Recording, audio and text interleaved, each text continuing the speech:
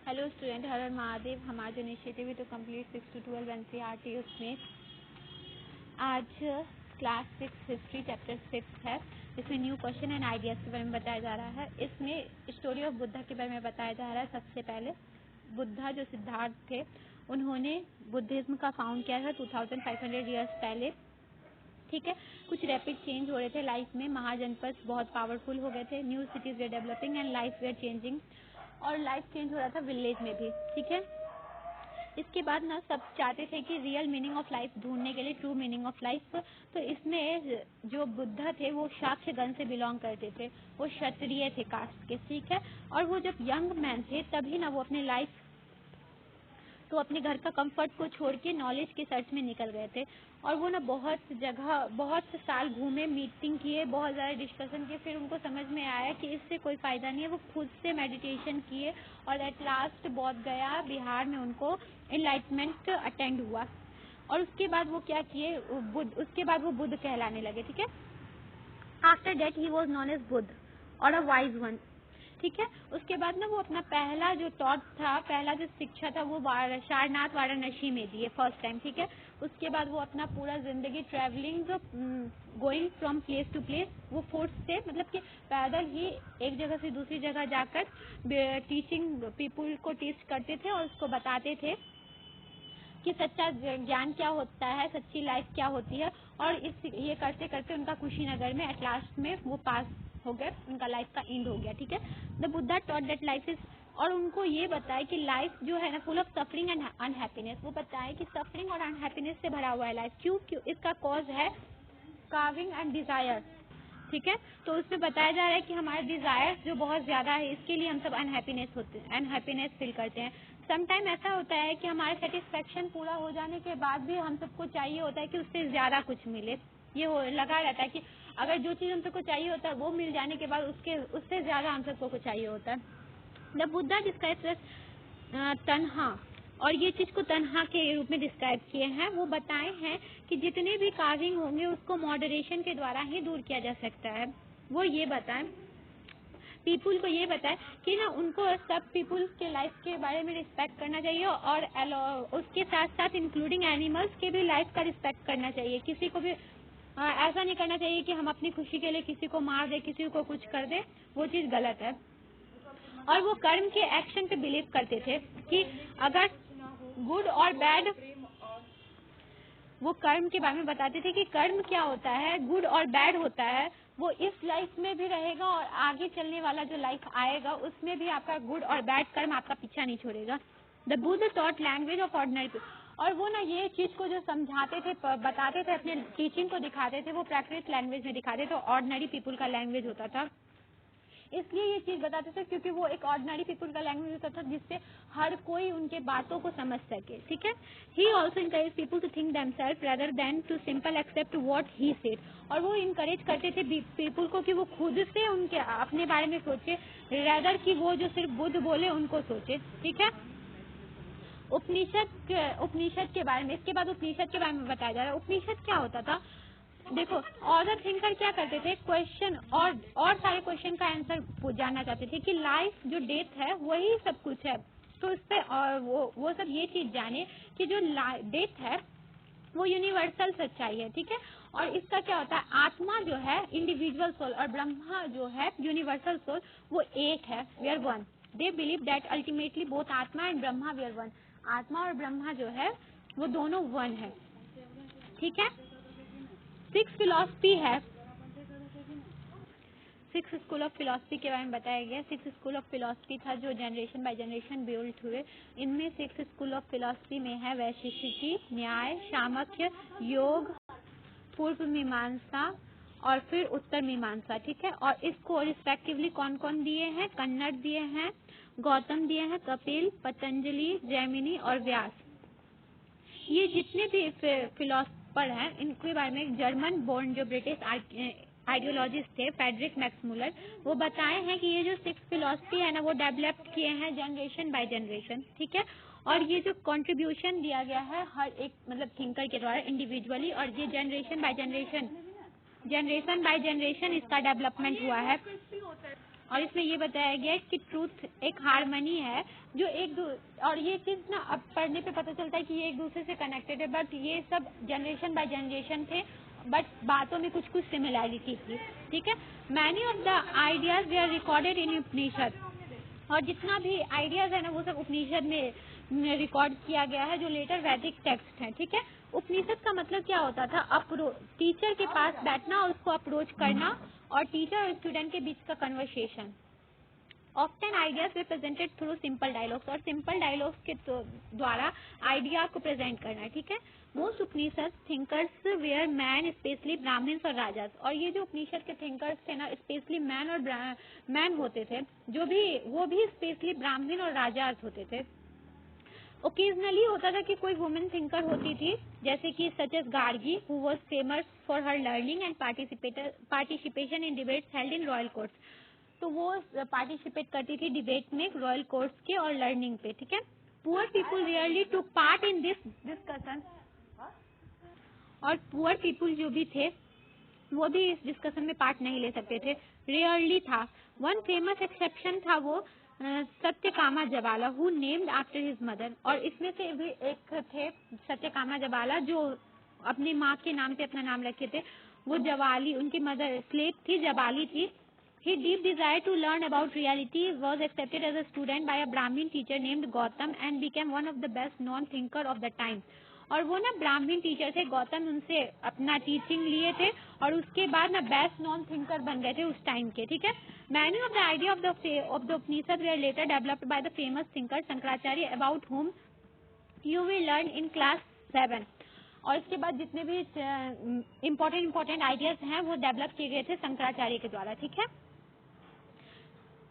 Jainism के बारे में इसके बाद बताया जा रहा है। जैनिज्म क्या है, इसमें ना लास्ट 24 तीर्थंकर हुए थे जैन में, जिसमें वर्धमान महावीर जो थे वो लास्ट थे, जो 2500 ईयर्स पहले आए थे। ठीक है, he was a Kshatriya prince of the Licchavis, a group that was part of Vajji Sangha about which you read in chapter 5।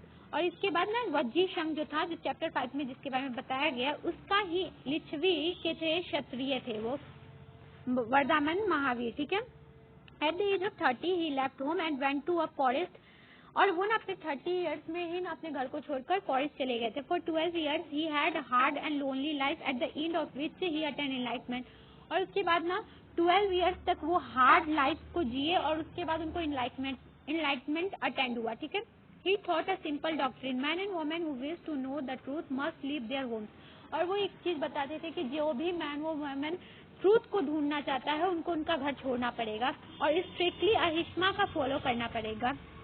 इसका मतलब क्या होता था, not hurting and killing living beings. इसका मतलब होता था कि जितने भी जीवित जंतु हैं या कोई भी है, पक्षी है, कुछ भी है जीवित जिनमें प्राण है, उनको किल नहीं करना है, उनको हर्ट नहीं करना है। All beings said Mahavir long to life, कि ऑल कि सबको अधिकार है अपने लाइफ को, जितना उनका जीवन का श्रेणी है उतना तक जीने का। ठीक है, all to all things life is dear, हर एक के लिए लाइफ सबसे ज्यादा इंपॉर्टेंट होता है। ऑर्डिनरी पीपल क्या कहते थे, understand the teaching of Mahavir and his followers because they were Prakrit. Ordinary people क्या करते थे, उनका टीचिंग समझते थे और फिर उनको फॉलो करते थे क्योंकि वो भी प्राकृत लैंग्वेज का यूज करते थे। There were several forms of Prakrit use in different part of the countries and named after the region in which they were used. और ना तभी उस टाइम में बहुत फॉर्म के प्राकृत होते थे जो डिफरेंटली यूज किए जाते थे डिफरेंट सीजन में डिफरेंट नाम से। ठीक है, मगध में जो इसके लिए एग्जाम्पल है, जैसे कि मगध में जो बोला जाता था वो मगधी होता था प्राकृत लैंग्वेज। ठीक है, followers of Mahavir who were known as Jainas had to lead very simple lives, being for food, begging for food। और जो फॉलोअर्स होते थे महावीर का वो बहुत ज्यादा जो जैनास कहा जाता था, वो सिंपल लाइफ जीते थे और वो अपने फूड के लिए भिक्षा मांगते थे और वो ना एब्सोल्युटली ऑनेस्ट होते थे, स्पेशली और कुछ भी चोरी नहीं करते थे, नॉट टू स्टील। ठीक है, also they had to observe celibacy and man had to give up everything including their cloth. और उनके उन क्लिबेसी को ऑब्जर्व किए थे और उसको ना सब कुछ छोड़ना पड़ता था, इंक्लूडिंग मैन जो होते थे वो तो अपना क्लॉथ तक छोड़ देते थे। ठीक है, It was difficult for most men and women to follow these strict rules. Nevertheless, thousands left their homes to learn and teach their new way of life. Many more remained behind and support those who became monks and nuns, providing them with food. और इसके बाद ऐसा नहीं हो सकता था कि her man और वुमेन इस चीज को कर लिए कि अपने घर को छोड़ के और इतना स्ट्रिक्टली लाइफ को जिए सत्य की खोज के लिए। तो ये क्या करते थे, वो घर पे ही रह के इन मॉन्क्स का सपोर्ट करते थे, उनको फूड प्रोवाइड करते थे। ठीक है। Jainism was supported mainly by traders. Farmers who had to kill insects to protect their crops found it more difficult to follow the rules. Over hundreds of years, Jainism spread to different parts of North India and to Gujarat, Tamil Nadu and Karnataka. The teaching of Mahavir and his followers was transmitted orally for several centuries. They were written down in the form in which they are presently available at a place called Vallavi in Gujarat about 1500 years ago. और इसके बाद ना ये जो support इनका mainly traders के द्वारा किया जाता था। फार्मर्स तो इनका सपोर्ट नहीं कर पाते थे क्योंकि वो फार्मिंग के लिए फार्मिंग जो करते थे तो उसमें बहुत सारे इंसेक्ट्स को डिफिकल्टी होता था उनको इस चीज को फॉलो करने में, क्योंकि इंसेक्ट्स सब बेवजह मर जाते थे। तो वो सब उसके लिए फार्मर्स को फेस करना बहुत ज्यादा डिफिकल्ट हो जाता था। 100 इयर्स हो गया था जब जैनिज्म पूरे 100 इयर्स तक जैनिज्म पूरे नॉर्थ इंडिया, गुजरात, तमिलनाडु और कर्नाटक क्षेत्र में फैला रहा। इनके टीचिंग जो थे, महावीर के टीचिंग थे, वो ट्रांसमिटेड किए जाते थे ऑरली, वो ऑरली ही बताए जाते थे सेवरल सेंचुरी। और उसके बाद इनको लिखना प्रेजेंट हुआ वल्लभी में इनका लिखा हुआ प्राप्त हुआ गुजरात के 1500 इयर्स पहले। ठीक है। द संघा। Both the Mahavir and the Buddha felt that only those who left their homes could gain true knowledge. They arranged for them to stay together in the Sangha as an association of those who left their homes. और उसके बाद वो बताते थे कि वो ना जो भी अपना बोध महावीर और बुद्ध ये समझते थे कि जो भी अपने घर को छोड़ेंगे वही सत्य की प्राप्ति कर सकते, उनको नॉलेज मिल सकता है। और वो जितने भी रहते थे वो साथ में रहते थे संघ में, जो भी घर छोड़े हुए रहते थे, जितने भी घर छोड़ के आते थे, जितने भी मॉन्क बनना चाहते थे वो सब साथ में रहते थे, उनको संघ कहा जाता था। बुद्धिस्ट संघ विनय पिटक, और बुद्धिस्ट संघ के बारे में लिखा गया है बुक में विनय पिटक में। ठीक है। From this we know that there were separate branches for man and woman. और इसमें ये भी पता चला है कि इसमें मैन और वुमेन के लिए separate branches थे। All men could join the sangha. However, children had to take permission of their parents and slaves that of their master. जितने भी मैन होते थे वो संघ में पार्टिसिपेट कर सकते थे, बट चिल्ड्रन को उनके पेरेंट्स से अलाउडेशन लेना जरूरी होता था और वैसे ही स्लेव को उनके मास्टर से। Those who worked for the king had to take permission and debtors that of creditors. और जितने भी किंग के लिए काम करते थे उनको किंग से परमिशन लेना होता था और जितने भी डेप्टर थे वो अपने क्रेडिटर से लेते थे। Women had to take their husband permission, और जितनी भी औरत थी उनको अपने हस्बैंड के परमिशन का जरूरत होता था। Men and women who joined the sangha led simple lives. They meditated for most of the time and went to cities and villages to beg for food during the fixed hour. This is why they were known as bhikshus and bhikshunis. और man और women जो join किए थे संघ वो बहुत simple life जीते थे और कुछ टाइम उनका फिक्स था जब वो जाते थे भिक्षा मांगने के लिए, खाने के लिए, और इसलिए उनको भिक्षु और भिक्षुनी कहा जाने लगा। ठीक है। They taught others and helped one another. They also held meetings to settle any quarrel that took place within the sangha. और वो ना एक दूसरे का मदद करते थे और कुछ भी अगर कोई भी प्रॉब्लम हो जाता था संघ में तो वो सब डिस्कस करते थे, उस चीज को मीटिंग बैठाते थे और उस झगड़े को खत्म करते थे। Those who joined the sangha included Brahmins, Kshatriyas, merchants, laborers, barbers, courtesans and slaves. Many of them wrote down the teaching of Buddha. Some of them also composed beautiful poems describing their life in the sangha. और जितने भी थे जो भी संघ को join किए थे, चाहे वो ब्राह्मण हो, क्षत्रिय हो, मर्चेंट, लेबर, बार्बर, कोटर्सन और स्लेव, जितने भी थे वो ना बुद्धा के टीचिंग को लिखे थे। ठीक है। कुछ पोयम के रूप में तो कुछ ऐसे सिंपली कंपोज किए थे संघ के जितने भी लोग थे। ठीक है। फिर मोनेस्ट्रीज क्या होता था? जैन और बुद्धिस्ट जो मॉन्क होते थे वो प्लेस टू प्लेस जाते थे रहने के लिए। ठीक है। टीचिंग देने के लिए। The only time they stayed in one place during rainy season. और वो ना एक टाइम था रेनी सीजन में वो ना एक जगह पे स्टे करते थे और डिफिकल्ट, क्योंकि उस टाइम में डिफिकल्ट होता था ट्रेवल करना, तो वो जो जहाँ पे रहते थे शेल्टर में, वो जिस शेल्टर में रहते थे केव्स में रहते थे, हिली एरिया में ना केव्स में रहना वो सब प्रेफर करते थे। As time went on many supporters of the monks and nuns, and they themselves felt the need for more permanent shelter, and so monasteries were built. तो जितने भी सपोर्टर्स थे ना इन मॉन्क्स के, तो वो सब क्या किए, उनके लिए परमानेंट सेटलमेंट का देखिए कि उनको परमानेंट सेटलमेंट का जरूरत है, तो वो सब ना उनके लिए परमानेंट सेटलमेंट का किए और मोनेस्ट्रीज बिल्ड किए. दे वर नॉन एज विहारास. और जो ये मोनेस्ट्रीज वो सब बिल्ड किए उनके लिए, जो बिल्डिंग बिल्ड किए उसको विहारा कहा जाने लगा. The earliest viharas were made of wood and then of bricks, some even in caves that were dug out in hills specially in western India. और जो अर्लीस्ट विहार थे ना वो वुड के बने हुए थे, फिर कुछ उसके बाद ब्रिक्स के बने, तो कुछ ना केव्स को कट करके वहाँ पे बनाया गया. ये ना वेस्टर्न इंडिया में मिलते हैं अभी भी उसके साक्ष्य. ठीक है. Very often the land on which the viharas was built was donated by a rich merchant or a landowner or the king. The local people came with the gift of food, clothing and medicine for the monks and nuns. In return they taught the people. Over the centuries Buddhism spread to many parts of the subcontinent and beyond. और इसके बाद में ये बताया गया है कि ये जो विहारा के लिए जो प्लेस मिलता था, ये जो बिल्ड किया जाता था बड़े बड़े मर्चेंट के द्वारा, लैंड ऑनर के द्वारा और किंग के द्वारा किया जाता था. और जो लोकल पीपल होते थे वो ना गिफ्ट के रूप में फूड, क्लॉथ और मेडिसिन लेके जाते थे इस मॉन्क्स और नन्स के लिए. और नन्स इसके रिटर्न में पीपुल्स को टॉट करते थे, बुद्ध का ज्ञान बताते थे, सच्चाई के बारे में बताते थे. ठीक है. और उसके बाद ये चीज ना सब कॉन्टिनेंट में फैलता गया, मैनी पार्ट ऑफ सब कॉन्टिनेंट में. ठीक है. अब इसके बाद में ना सिस्टम ऑफ आश्रम्स के बारे में बताया जा रहा है कि आश्रम क्या था. जब ना जैनिज्म और बुद्धिज्म पॉपुलर हुए थे तो ब्राह्मण भी डेवलप किए थे आश्रम का कॉन्सेप्ट. ठीक है. तो इस आश्रम में ना बताया जाता था कि where people live and meditate, कि does not mean a place where people live. और इसमें ये नहीं होता था कि एक ही जगह पे कोई पीपुल लिव करे और वहाँ पे मेडिटेट करे. इसमें ये बताया जाता था कि वो ना स्टेज ऑफ लाइफ होता था. आश्रम को रिकॉग्नाइज किया गया. तो ये 4 थे, ब्रह्मचार्य, गृहस्थ, वनस्पत और संन्यास. ठीक है. Brahmin, Kshatriya and Vaishyas man were expected to lead simple life and study the Vedas during the early years of their life. ब्रह्मचार्य, और इसमें ब्रह्मचार्य से ये चीज था कि ब्रह्मचारी में ब्राह्मण, क्षत्रिय और जितना वैश्यास थे वो ना सिंपल लाइफ जिएंगे अपने स्टार्टिंग लाइफ में, और ना वेद को पढ़ेंगे और उसको अपने लाइफ में एक्सप्लेन करेंगे, और बहुत साल तक वेद को पढ़ेंगे और उसको अपने लाइफ में डेवलप करेंगे. वो चीज होता था ब्रह्मचार्य. Then they had to marry and live as household, जो गृहस्थ होता था.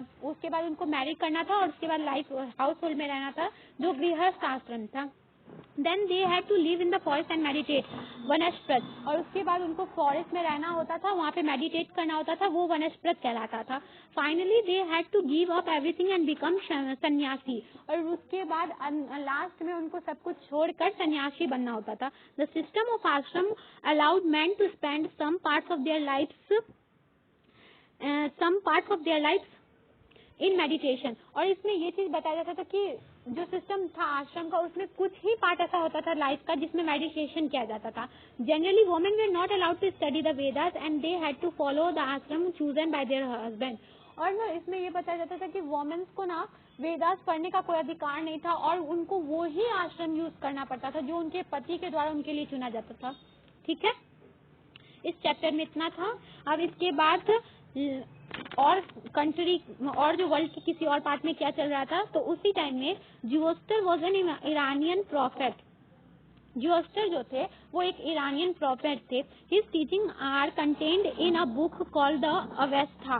और इनके जितने भी टीचिंग है वो ना एक बुक में कंपोज किए गए हैं, वो अवेस्था है. The language of the Avesta and the practice described in it are very similar to those of Vedas.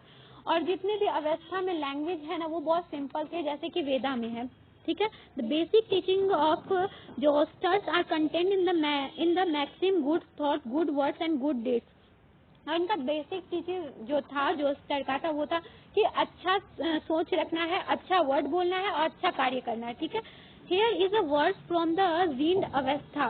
और इसके बाद ना कुछ वर्ड्स है जो अवस्था बोले हैं, इनके द्वारा बोला गया कुछ वर्ड्स है. ठीक है. ये है Lord grant strength and the rule of truth and good thinking by means of which one shall create peace and tranquility. ये बताया जा रहा है कि लॉर्ड जो है वो स्ट्रेंथ देते हैं रूल ऑफ ट्रूथ के लिए और गुड थिंकिंग के लिए, और इस चीज के लिए one shall create peace and tranquillity. इसलिए और इसमें लास्ट में होता था कि वो जो उससे ना क्या होता है, इससे पीसफुल लाइफ और ट्रांसक्वालिटी के साथ लाइफ जिया जाता था, ठीक है।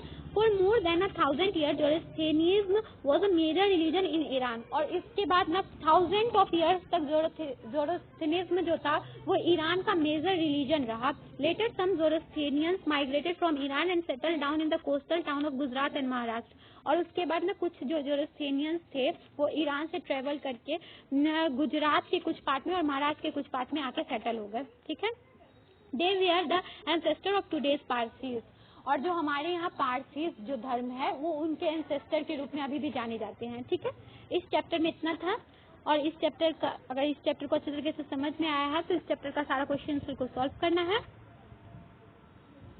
ठीक है। इस चैप्टर में बस इतना ही था। I hope you understand. Thank you.